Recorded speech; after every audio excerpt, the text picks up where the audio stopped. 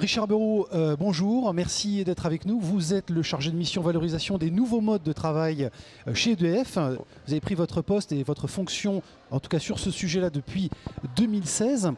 Qu'est-ce que ça raconte, déjà le titre et votre fonction, qu'est-ce que ça raconte de la façon dont EDF envisage, considère cette question de l'innovation managériale?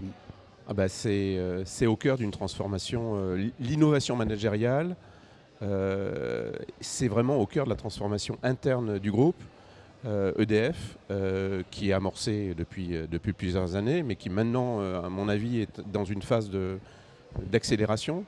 Grâce à divers dispositifs, dont par exemple celui auquel je participe aujourd'hui, la Fabrique du Changement.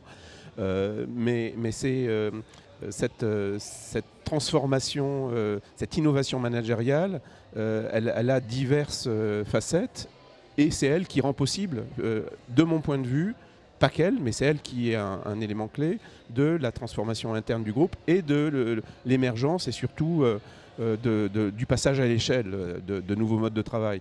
En gros, ces nouveaux modes de travail, si je devais les décrire en deux mots, c'est les modes de travail qui sont ceux du monde de l'exploration versus le monde, je ne dis pas le monde ancien parce qu'il existera toujours, de l'exploitation, des processus, de l'industrie, enfin ce qui forcément nous fait tourner. Donc ce monde de l'exploration nécessite d'apprendre des nouveaux modes de travail, et à la fois dans ce monde et surtout dans le lien entre les deux mondes. Parce que les deux mondes déliés, ça ne peut pas fonctionner. Donc il y a... Et ce nouveau monde que vous évoquez, Richard Bureau, ça veut dire replacer l'humain au cœur des process, au cœur des enjeux managériaux? C'est presque... Oui, on peut le dire comme ça. Moi, quand on a lancé cette démarche, parce qu'en fait, ce poste qui est chargé de mission valorisation des nouveaux modes de travail, la particularité, c'est qu'en fait, il a été créé d'une certaine manière un peu sur mesure. Voilà, parce que une année avant, j'avais lancé quelques initiatives qui justement partaient du principe qu'il fallait transformer nos fausses façons de travailler pour se rapprocher des façons de travailler du monde de l'exploration, pour à la fois être capable de rénover nos business models, pour intégrer les nouvelles technologies, mais en partant du principe qu'on plaçait l'humain avant les outils. Et que, bien entendu, dans cette perspective-là, on cherche tout le temps et en permanence le sens qu'on donne à nos actions, donc du sens de l'humain. On peut dire après des process, des usages et des outils, mais surtout pas déployer toutes ces nouvelles technologies sans avoir fait en amont cette démarche qui est pratiquement la plus difficile. Richard Bureau, c'est une révolution culturelle chez EDF? Je dirais pas une... En fait, la révolution, elle est partout. Je dirais que pour moi, c'est une continuité de démarches de transformation qui sont engagées depuis très longtemps au sein d'EDF, qui ont commencé, je dirais, dans les années 2000, lors des premières directives de déréglementation du marché de l'énergie, et qui ont obligé EDF depuis 20 ans à transformer pas à pas et ses organisations et ses modes de travail pour s'adapter.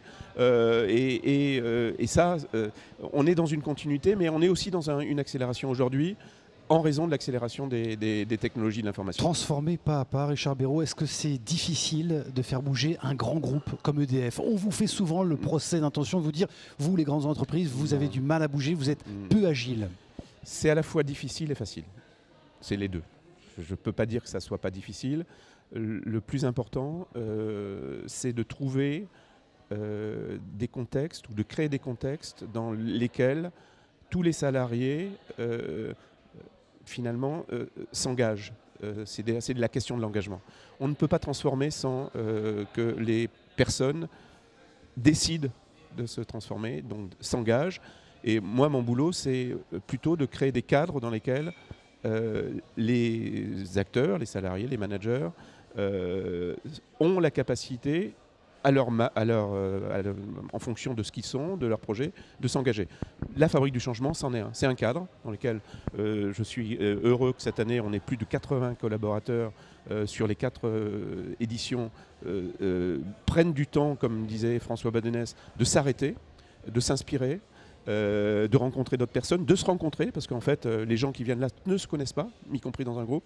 Il faut imaginer la performance, elle se fait dans des silos, finalement, où on optimise. Mais en revanche, ces silos ne communiquent pas forcément entre eux. Donc, participer à des événements de cette nature, c'est pour moi une occasion unique, fondamentale, et merci que ça existe, parce que c'est très difficile à organiser en interne, pour pouvoir désiloter. En fait, moi, c'est une fonction de désilotage interne-externe. Vous êtes un des artisans et à l'origine du partenariat justement d'EDF sur cet événement. Qu'est-ce qui vous a donné concrètement envie d'y aller? Qu'est-ce que vous en attendez? Alors, pour moi, dans l'histoire, par rapport à ce que je vous ai raconté, si on se replace en juillet 2016, j'ai senti, au travers d'un certain nombre de signaux et d'acteurs, d'échanges avec des acteurs d'EDF, qu'on avait besoin de se professionnaliser dans le domaine de la facilitation. Et il se trouve qu'on avait fait des choses à Nantes, parce que Nantes, c'était un écosystème, c'est extraordinaire, où il se passe énormément de choses. Et des acteurs de Nantes m'ont dit, il y a un acteur à Nantes, qui en l'occurrence Worklab, Sacha Lopez, qui est capable de proposer des formations. Artisan du changement lui-même. Artisan du changement. Et en fait, on s'est téléphoné en juillet 2016, je m'en souviens, et tout de suite, il m'a parlé de la Fabrique du Changement. Et on s'est fait en l'espace d'une demi-heure une forme de feuille de route en se disant on va faire des formations. Si les formations marchent, on va inciter les personnes qui vont être formées à participer à la Fabrique du Changement. On va créer une communauté, etc. Et tout ça, ça s'est passé. C'est très intuitif, Richard Béraud. C'est une histoire de bonhomme, tout à fait, de rencontre. En fait, si je n'aurais pas rencontré Sacha, on ne serait pas là aujourd'hui. Mais en même temps, si j'ai rencontré Sacha, c'est parce qu'il y a des acteurs locaux qui l'ont rencontré. Donc ce n'est que des histoires d'hommes, de rencontres. Et il faut, moi je trouve que tout ce qui nous permet de créer des cadres, un jour, une demi-journée, qui permettent à des rencontres improbables de se produire, c'est ça qui sont des germes de richesse, d'innovation, de transformation. Et nous, de toute façon, EDF, on ne peut pas se transformer indépendamment de nos clients, de la société. On est aussi. Moi, je suis EDF, mais je suis aussi parent, je suis aussi dans la société.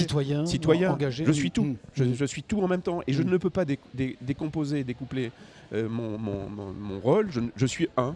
Bon, et ce un, il faut qu'il soit aussi engagé dans la société qu'il est engagé dans le groupe. Et pour moi, la Fabrique du Changement, ça permet de réaliser ce type de... Voilà, cette intégration. Donc mettre l'humain au cœur et faire surtout. Passage à l'acte. Richard Béraud, merci beaucoup. Je vous souhaite une très très belle et 5e édition de la Fabrique du Changement. Merci beaucoup. Merci à vous.